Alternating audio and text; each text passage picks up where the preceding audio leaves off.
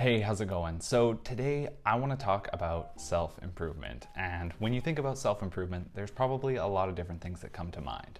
Maybe you're thinking about daily and regular exercise and a healthy diet, or maybe you're thinking about meditation or some sort of batching to make your productivity improve. But what I want to talk about today is probably the pinnacle of any type of self-improvement and self-development out there that you probably have seen many videos on already. And what that is journaling. Before you go ahead and groan, roll your eyes, and probably change the video, I just want to stop you for a second because I myself struggle immensely with journaling. Time and time again, I've always seen videos or seen people promote the benefits. I get really hyped up, I get really motivated, and I just go out and buy myself a brand new, fresh, crispy journal.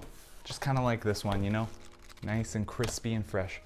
The pages still smell good, and I get right to it. I get right into journaling. I journal every single day, but 2 weeks later, I stopped. I quit. I was a failure when it came to journaling yet again. And the reason why I think I struggle with journaling so much is two parts. One is that I struggle to be consistent, and that's because a lot of journaling systems and a lot of journaling methods out there require you to do it daily.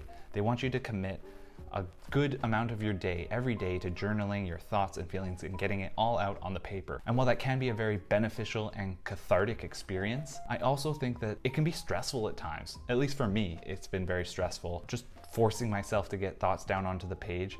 And that stress, just from saying, oh man, what am I gonna journal about today?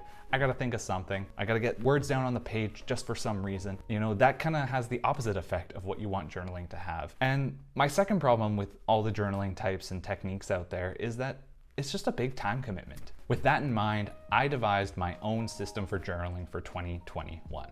And this is a very minimal and simple journaling system that I think other people could benefit from as well. The two main benefits that I saw from this journaling system and that I'm incorporating, and the reason why I'm incorporating it into my journaling technique for 2021 is that one, it's once a week. And the second best part, it's a very low time commitment whenever you do it. In the journaling entries I've done so far, I've only had to commit about 10 to 15 minutes each time.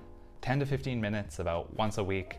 It's pretty perfect for what I'm looking for, and I think anyone else that's struggling with journaling out there will probably benefit from it as well. Now, before I jump right into what this journaling system looks like, I want to give two quick disclaimers because there are some things you have to keep in mind if you want to adopt this system.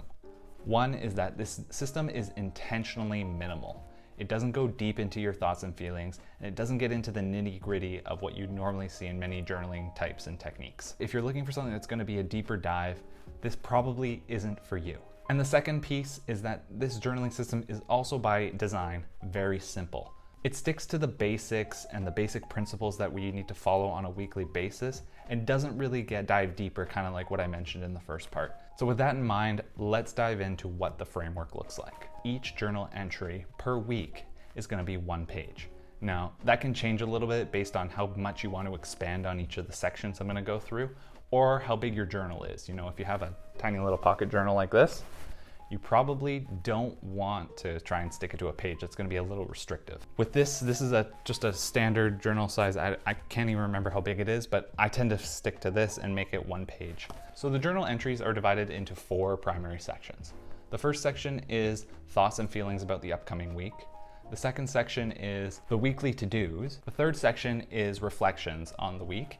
And the fourth section is the scorecard. I'm gonna go through each of them, so let's start with thoughts and feelings for the upcoming week. Now, in this section, I want you to keep it very simple and just very flexible. You can kind of format it however you want. Typically what I do is a short paragraph, about 5 to 7 sentences. In this section, I want you to write basically how you're feeling right now and what you're thinking and feeling when you look ahead at what you want to do this week. And the main point of this section is just to get your thoughts and feelings out of your head and onto the page. And what this will allow you to do is to just have a third-party perspective of the thoughts you're telling yourself, because those can really impact your productivity and your happiness throughout the week. The next section is the weekly to-dos, and this is the part that's going to be the most structured and that I suggest you keep the neatest that you can.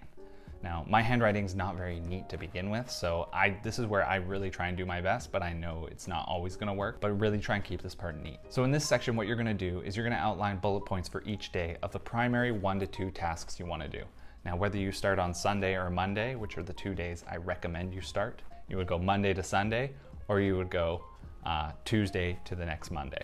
I really recommend doing Sunday to Monday because that kind of has the best flow with what traditional calendars hold. Each day, you're gonna log your 1 to 2 most important things for the day. What that allows you to do is really break down and get to the key things that you need to do in your life, and really makes you think about what's important. And don't always think of these as productive and work type stuff, because you can log leisure activity as well. If that's the most important thing for you to do that day, put that down. And basically for that entry, that is about it. You can stop there and you're pretty much done until the next week. So once you get through the full week, you're on to section 3. And section 3 is the reflections. So you'll look back at your thoughts and feelings and your weekly to-dos. And you're gonna see how you did and reflect on the stuff you got accomplished and the way you felt while you were doing those things this week. Really just take some time to be honest with yourself and just to kind of reflect and just to decide whether you felt like it was a good week or if there's things you need to change for the next week. 5 to 7 sentences is also good for this section. That's typically what I do. The formatting kind of usually mirrors section 1. So the final section is the scorecard. This is the fastest section to get done. So basically what you're gonna do is you're gonna rate yourself on a score of 1 to 10 on 3 different categories: the happiness score, the productivity score, and the balance score. The happiness score is basically whether everything you did that week made you happy and how happy you felt throughout the week doing that. The second section is the productivity score. And this basically kind of reflects the happiness score, but also it might just be reflective of how much you got done and how you felt about getting it done, or whether you felt like you were productive that week. And the final score is the balance score. And the balance score is all about balancing your work life and your social life and your personal life. So did you work a lot this week and make sacrifices to your personal life? Or did you maybe do the opposite? You spent a lot of time in your personal life and you kind of put your work on the back burner that you needed to get done. Those are things that would hamper your balance score. Once you have all 3 scores out of 10, I want you to total them up. And when you get that total, that's kind of like your score for the week. And so with your final score, I want you to take a look at it and just reflect and see, how can I make that score better if I need to?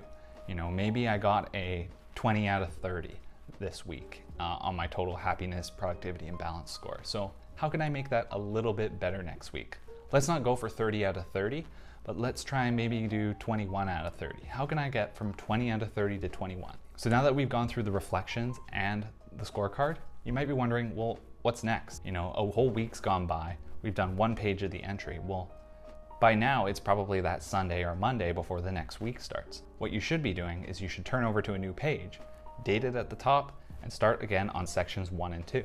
So that's your thoughts and feelings for the upcoming week and your weekly to-dos. This system overlaps on a weekly basis with one another. So as you finish up your first week, you're also starting your second week of journal entries. And what that's gonna do is allow no downtime between these entries. And that's kind of where most people tend to falter on their journaling habit. As soon as they have the opportunity to have a break between journal entries, they just start to procrastinate on it. So by removing that break, that pause between journal entries, and forcing you to have them constantly overlap, you're gonna be able to keep going. And that way you kind of won't stop, and you'll be able to have these weeks on end of reflections and thoughts and feelings written down. And also you can see how productive you were on a longer term. So this is the journaling system that I'm gonna be using moving into 2021. It's a very simple and low impact system that I basically designed in my brain to kind of benefit my own life. I'm sure there's something similar out there already, but this is just kind of what I came up with whenever I was thinking about how I want to journal in 2021. In the end, it doesn't really matter what journaling system you use, what other productivity tools or methods you use, so long as you find what works for you and what you can be consistent at. So you may or may not want to try this. If you're someone that had trouble with journaling in the past and you want to give this a go for it. That's why I made this video, is just to share this idea and method that I'm experimenting with right now. Other than that, if you want to give it a try, leave a comment down below. Let me know how it's going for you. I'd love to hear some feedback on this method. Obviously, I'll probably be refining it over time as well, but any input I can get from you guys would really help out. All right, thanks. Bye.